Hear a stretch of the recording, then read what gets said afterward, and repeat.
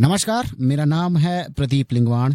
आप सुन रहे हैं रेडियो आईबेक्स तराना 88.4 एफएम की खास सीरीज हीरा, यानी कि heroines of India rise again. एक ऐसा शो, एक ऐसी थीम, एक ऐसा विचार जिसमें हम उन महिलाओं के बारे में दुनिया को बताते हैं, दुनिया को उनकी कहानियां सुनाते हैं, जिन्होंने अपनी मेहनत, संघर्ष, अपनी बुद्धिमत्ता के दम पर एक अलग पहचान हासिल की और उसके साथ साथ उन्होंने अपनी पहचान को विश्व के पटल पर अलग तरीके से लिखवाया। अब वो क्षेत्र कोई भी हो सकता है, लेकिन उस क्षेत्र की पहचान उनकी वजह से हुई और उस क्षेत्र को उनके नाम से भी जाना जाने लगा। कई सारे उदाहरण अगर आपने हमारे YouTube के शो देखे होंगे तो उसमें आपको देखने को मिल चुके होंगे। तो इसी सीरीज को, इसी कड़ी को कंटिन्यू करने के साथ ही आज की इस कड़ी में एक और खास शख्सियत पर बात करने के लिए हमारे साथ में स्टूडियो में मौजूद है बीना नेगी जी। बीना जी, आपका बहुत बहुत स्वागत है रेडियो आईबेक्स तराना में। धन्यवाद प्रदीप जी। आज इतना खास मौका मिला है मुझे रेडियो आईबेक्स तराना पे आने का और मैं तो बहुत खुश हूँ। आज की इतने बड़े साइंटिस्ट के बारे में हमें बात करने का मौका मिला है, तो मैं तो बहुत स्पेशल डे मानती हूँ आज के दिन को। तो इस स्पेशल डे को हम आगे बढ़ाएं उससे पहले मैं थोड़ा सा आपका परिचय जानना चाहता हूँ। जी देखिए, मेरा नाम बीना नेगी है और मैं उत्तराखंड के चमोली जिले से गैरसैंण तहसील से आती हूँ। और मैंने अपना कॉलेज जो है इंटर मैंने गैरसैंण जीआईसी से किया है, उसके बाद डिग्री कॉलेज मैंने गैरसैंण से ही किया है और पोस्ट ग्रेजुएशन के लिए मैंने एमएससी कर्ण प्रयाग से किया है। बस इसके बाद फिर शादी, बच्चे और यही संभालना पड़ा है। लेकिन आज इतने बड़े टॉपिक पे मुझे बात करने का मौका मिला है तो मैं आपको बहुत तहे दिल से धन्यवाद देती हूँ।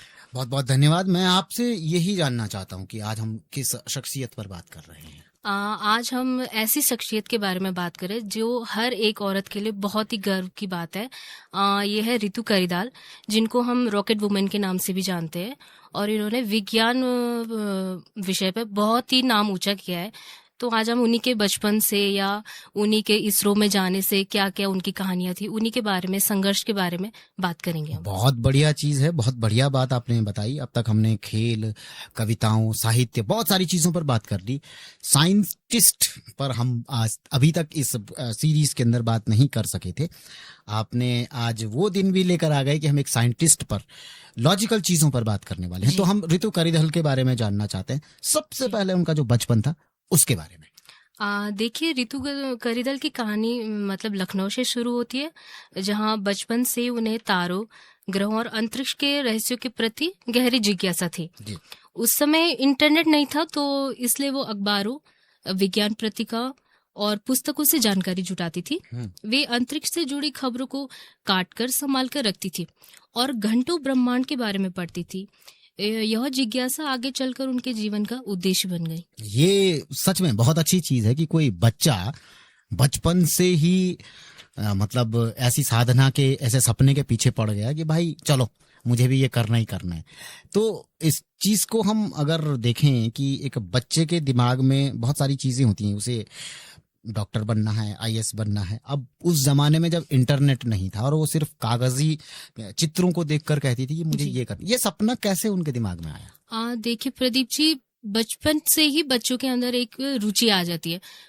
किसी का खेल में या किसी का विज्ञान के लिए, किसी का डांस के लिए, किसी सिंगिंग के लिए। तो उनका बचपन से ही आसमान की ओर देखने की आदत थी। वे जानना चाहती थी कि पृथ्वी के बाहर क्या है, ग्रह कैसे चलते हैं और अंतरिक्ष मिशन कैसे काम करते हैं। विज्ञान उनके लिए केवल एक विषय नहीं था, बल्कि दुनिया को समझने का वह माध्यम था और जिससे समय से उनकी रुचि और गहरी होती गई। उन्होंने स्वयं पढ़कर और लगातार सीखकर अपने ज्ञान को बढ़ाया। यही आत्मा प्रेरणा उनकी सबसे बड़ी ताकत बनी और आगे चलकर उन्हें अंतरिक्ष अनुसंधान के क्षेत्र में ले गई। मानना पड़ेगा, क्योंकि हमारे पास आजकल सारी तकनीकें हैं, सारी चीजें हैं। आज तो एआई भी आ गया है, लेकिन उस जमाने में एक छोटी सी बच्ची अपने सपने को आगे लेकर जा रही है। अब मैं उनकी शिक्षा के बारे में जानना चाहता हूँ, उनकी शिक्षा यात्रा के बारे में, कि वैज्ञानिक रूप को कैसे आकार मिला कि भाई उनको साइंटिस्ट बनना था, लेकिन तैयारियां नॉर्मली वैज्ञानिक ऐसे नहीं बन पाते कि मैंने सपना देख लिया और हो गया। बहुत सारी तैयारियां करनी पड़ती हैं। तो उसके बारे में बताइए। ये एक तो पहले तो बहुत कठिन विषय है, एक विज्ञान के फील्ड में जाना, साइंस के फील्ड में जाना और साइंटिस्ट बनना, और एक महिला का योगदान इस फील्ड में, ये तो मतलब बहुत संघर्ष की बात है। और महिलाओं को अक्सर ऐसे मिलता नहीं है, प्रयास करते हैं सब, लेकिन ऐसे मौके या ऐसे अवसर बहुत कम महिलाओं को मिलते हैं। लेकिन उन्होंने बहुत संघर्ष किया। उनके शिक्षा के दौरान विज्ञान और गणित पर विशेष ध्यान दिया। उन्होंने लखनऊ के विश्वविद्यालय से भौतिकी में उच्च शिक्षा प्राप्त की। भौतिकी ने उन्हें प्रकृति और ब्रह्मांड के नियमों को समझने का अवसर दिया। उनका लक्ष्य केवल डिग्री प्राप्त करने नहीं था, बल्कि अंतरिक्ष विज्ञान के क्षेत्र में योगदान देना था। लगातार मेहनत, अनुशासन और सीखने की इच्छा ने उन्हें उस मुकाम तक पहुंचाया जहां से इसरो का रास्ता खुला। और सब जानते हैं कि इसरो क्या है, भारत की एक ऐसी चीज जिसने पूरी दुनिया में, कभी उसका मजाक बनाया जाता था कि दुनिया की अन्य जो स्पेस एजेंसीज हैं वो मजाक बनाती थी, लेकिन जी, आज कहीं ना कहीं इसरो का नाम ही अलग तरीके से लिया जाता है। जी तो बिल्कुल। इसरो से जुड़ने का उनका जो ये अनुभव था, उनका जो ये मौका था, थोड़ा मैं उसके बारे में भी जानना चाहता हूँ। जी देखिए, साल 1997 में इसरो से जुड़ना उनके जीवन का एक महत्वपूर्ण मोड़ था। एक युवा वैज्ञानिक के रूप में उन्हें देश के सबसे बड़े वैज्ञानिक संस्थान में काम करने का अवसर मिला। यह केवल नौकरी नहीं थी, बल्कि अपने सपनों को साकार करने की शुरुआत थी। इसरो में उन्होंने मिशन योजना, उपग्रह प्रणालियां और अंतरिक्ष अभियानों के विभिन्न पहलुओं को सीखा। यही शुरुआत अनुभव आगे चलकर बड़े मिशनों में उनकी सफलता की नींव बनी। और यहीं से दूसरा क्वेश्चन भी, मतलब एक प्रश्न मन में आ जाता है कि जब वो वैज्ञानिक बनी, एक युवा वैज्ञानिक थी, जी। तो जो बड़े मिशन थे इसरो के, उनके लिए उन्होंने अपने आप को कैसे तैयार किया? देखिए, शुरुआती वर्षों में उन्होंने विभिन्न तकनीकी परियोजनाओं पर काम किया। इन परियोजनाओं ने उन्हें समस्या समाधान, टीम वर्क और जटिल प्रणालियों को समझने का अनुभव दिया। उन्होंने सीखा कि अंतरिक्ष मिशन केवल तकनीक नहीं, बल्कि धैर्य, सटीकता और सामूहिक प्रयास का परिणाम होते हैं।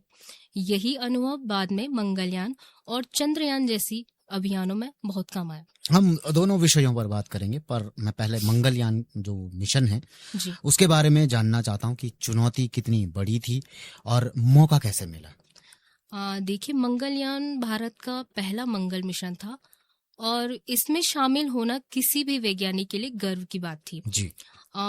तो रितु करिदाल को मिशन की महत्वपूर्ण जिम्मेदारियां सौंपी गई, क्योंकि वे मिशन संचालन और अंतरिक्ष यान प्रणालियों की गहरी समझ रखती थी। सबसे बड़ी चुनौती यह थी कि मंगल ग्रह पृथ्वी से करोड़ों किलोमीटर दूर है। इतनी दूर पर मिशन की सफलता के लिए हर निर्णय अत्यंत सटीक होना आवश्यक था। अब इसमें माना जाता है, जैसे इस चीज के लिए कहा जाता है कि मंगल मिशन है, अब लोगों को लगा एक रॉकेट है, उसमें एक हमने प्रोटोटाइप बिठाया और हो गया। जी। नहीं, इसमें बहुत सारी चीजें हैं। अब मंगलयान का जो ऑटोनॉमी सिस्टम है, थोड़ा मैं उसके बारे में जानना चाहता हूँ, क्योंकि यही सबसे मेन पॉइंट था और सबसे ज्यादा जरूरी पॉइंट भी था। जी। रितु करिदल की सबसे महत्वपूर्ण जिम्मेदारियों में से एक अंतरिक्ष यान के ऑटोनॉमी सिस्टम की परिकल्पना और क्रियान्वयन थी। यह प्रणाली यान को स्वतः निर्णय लेने में सक्षम बनाती थी।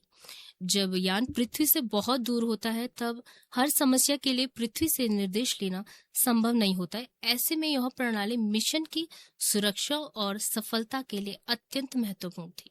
अच्छा, मतलब नॉर्मली बात बोला जाता है कि कोई भी जो स्पेस का मिशन होता है बहुत ज्यादा महंगा होता है, बहुत ज्यादा जी। पैसा उसमें खर्च होता है। ये मात्र 450 करोड़ की लागत में मंगलयान जो है एक तरीके से मंगल ग्रह की कक्षा में गया। जी। और ये भी कहा जाता है कि हॉलीवुड की एक पिक्चर है एवेंजर्स एंड गेम, वो जी। इस 450 करोड़ से ज्यादा महंगी थी, जी। जी जबकि वो तो मतलब सीजीआई और सारा एक कमाल था। तो ये जो ऐतिहासिक क्षण था, इसको कैसे महसूस किया गया होगा? 24 सितंबर 2014 का वो दिन जब ये चीजें हैं, तो उस दिन को कैसे, मतलब कैसे फील करते हैं लोग? 24 सितंबर 2014 का दिन भारतीय अंतरिक्ष इतिहास का स्वर्णिम दिन था, जब मंगलयान सफलतापूर्वक मंगल की कक्षा में पहुंचा। जी। तब वर्षों की मेहनत एक उपलब्धि में बदल गई थी। यह केवल वैज्ञानिक सफलता नहीं थी, बल्कि पूरे देश के आत्मविश्वास की जीत थी। उस क्षण ने भारत को विश्व के अग्रणी अंतरिक्ष देशों की श्रेणी में स्थापित कर दिया। मंगल मिशन सामान्यतः अत्यधिक महंगे होते हैं, लेकिन भारत ने सीमित संसाधनों में यह उपलब्धि हासिल की। इससे दुनिया को यह संदेश मिला कि नवाचार, योजना और प्रतिभा बड़े बजट से अधिक महत्वपूर्ण है। इसरो की कार्यशैली और भारतीय वैज्ञानिकों की क्षमता की विश्व भर में सराहना हुई। यह मिशन भारत की वैज्ञानिक दक्षता का प्रतीक बन गया। अब अगर हम मंगलयान की बात कर रहे हैं तो फिर चंद्रयान को कैसे भूल सकते हैं? तो उन्हें रॉकेट वुमेन ऑफ इंडिया कहा जाने लगा, इसके बारे में थोड़ा बताएं। इनको यह उपाधि व्यक्तिगत उपलब्धि से अधिक पूरी टीम के प्रयासों का सम्मान है। अंतरिक्ष मिशन सैकड़ों वैज्ञानिकों और इंजीनियरों की मेहनत से सफल होते हैं, और फिर भी यह सम्मान प्रेरणादायक है क्योंकि इसमें लाखों युवाओं, विशेषकर छात्राओं को यह विश्वास मिलता है कि वो भी विज्ञान और तकनीकी के क्षेत्र में बड़ी उपलब्धियां हासिल कर सकती है। चंद्रयान 2 भारत के सबसे जटिल मिशनों में से एक था। मिशन डायरेक्टर के रूप में रितु करिधल को योजना, समन्वय और संचालन की जिम्मेदारियां मिली। यह एक बड़ी चुनौती थी क्योंकि मिशन में अनेक तकनीकी प्रणालियां शामिल थी। फिर भी उन्होंने पूरी टीम के नेतृत्व करते हुए मिशन को आगे बढ़ाया। और इससे ज्यादा प्राउड बात और कुछ नहीं हो सकती कि आप एक साइंटिस्ट थे तो आपको एक जिम्मेदारी दी गई कि भाई मुझे सिर्फ ये वाला काम करना है, आपको पूरे मिशन का डायरेक्टर बनाया गया।